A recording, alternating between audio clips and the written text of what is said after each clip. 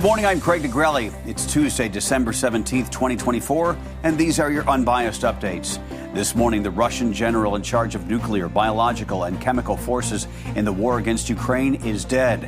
What we know about the bomb that went off in Moscow.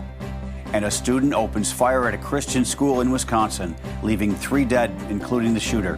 What investigators have learned so far about the 15-year-old suspect. From the Straight Arrow News Studio, bringing the stories that matter to you from across the United States and around the world. These are today's Unbiased Updates.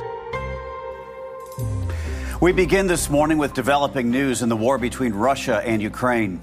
According to Russian officials, an explosion near an apartment building in Moscow has killed the head of Russia's nuclear and chemical forces. Officials say the explosive device, which was planted in a scooter and triggered remotely, killed Lieutenant General Igor Kirillov and his assistant.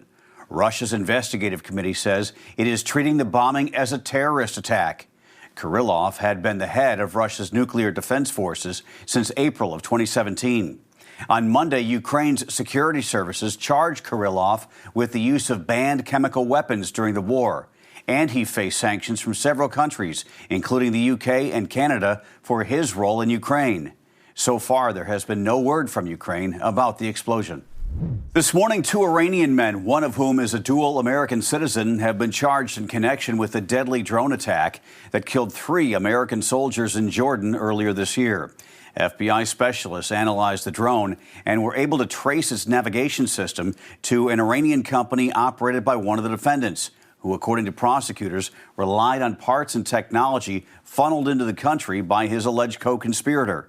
The suspects are identified as Mahdi Mohammed Sadeghi, who prosecutors say works at a Massachusetts-based semiconductor company, and Mohammed Abedini, who was arrested in Italy. The Justice Department is seeking his extradition to Massachusetts. Both men are charged with export control violations. On top of that, Abedini also faces charges of conspiring to provide material support to Iran. Now to the latest in the deadly shooting at a school in Madison, Wisconsin that left 3 people killed, including the suspected shooter.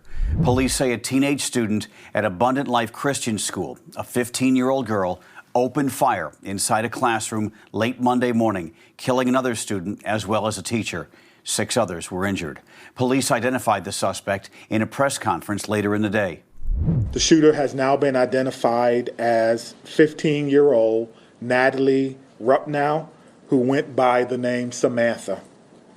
She was a student at the school, and evidence suggests she died from a self-inflicted gunshot wound.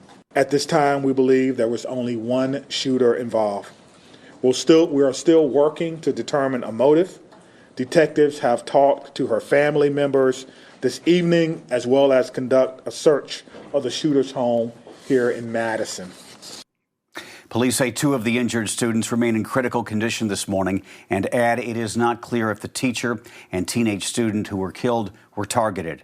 In response to the shooting, President Biden issued a statement calling for Congress to pass more gun safety laws, including universal background checks, a national red flag law, and a ban on assault weapons and high-capacity magazines. Despite the U.S. Supreme Court ruling earlier this year on presidential immunity, a New York judge says he will not throw out President-elect Donald Trump's conviction on 34 charges of falsifying business records related to payments made to porn actor Stormy Daniels to influence the 2016 presidential election. Donald Trump has denied any wrongdoing, including Daniels' claims of a sexual relationship between the two. Trump was originally set to be sentenced in the so-called hush money case on November 22nd, but Judge Juan Merchan postponed it to allow both sides more time to present arguments related to potentially dismissing the case. Trump's lawyers had asked to dismiss the case, citing the U.S. Supreme Court ruling in July, giving a president wide immunity from prosecution. Trump Communications Director Stephen Chung called Monday's decision to allow the case to continue a, quote, direct violation of the Supreme Court's decision on immunity and other long-standing jurisprudence. It's still unclear when or if a sentencing date will be set.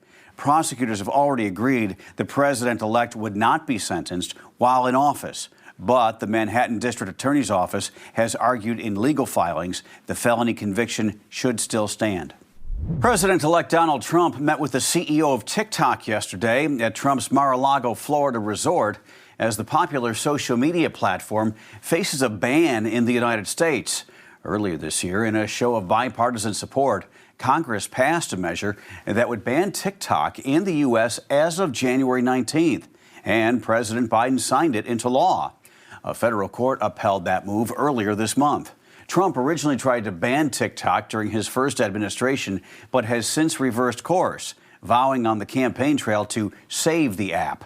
But during a press conference before yesterday's meeting with the TikTok CEO, the president-elect addressed the matter. How do you plan to stop the ban on TikTok next month? We'll take a look at TikTok. You know, I have a warm spot in my heart for TikTok because I won youth by 34 points. And there are those that say that TikTok had something to do with that.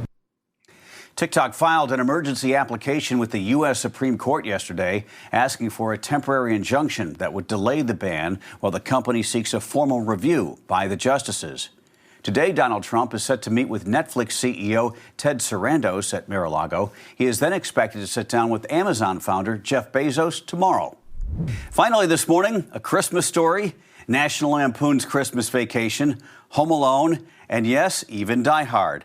These are just some of the beloved classic films watched this time of year. And now Amazon is hoping it has found the next big holiday hit. Red One, the holiday action movie film starring Dwayne Johnson and Chris Evans, is now Amazon MGM Studios' most watched film debut ever on its Prime Video streaming service. The movie pulled in a record-breaking 50 million viewers worldwide during its first 4 days of streaming. The film, which cost $200 million to make, was originally set to be a Prime Video exclusive, but the studio switched course and first premiered it in theaters last month. Red One surpasses Jake Gyllenhaal's Roadhouse for Prime Video's most watched film debut, and now Amazon says this film will, quote, clearly be a perennial holiday favorite for years to come. Time will tell if it will join the other holiday classics, but it's off to a good start. Those are your unbiased updates for Tuesday. We'll see you back here tomorrow. For all of us here at Straight Arrow News, I'm Craig DeGrelli. Have a great day.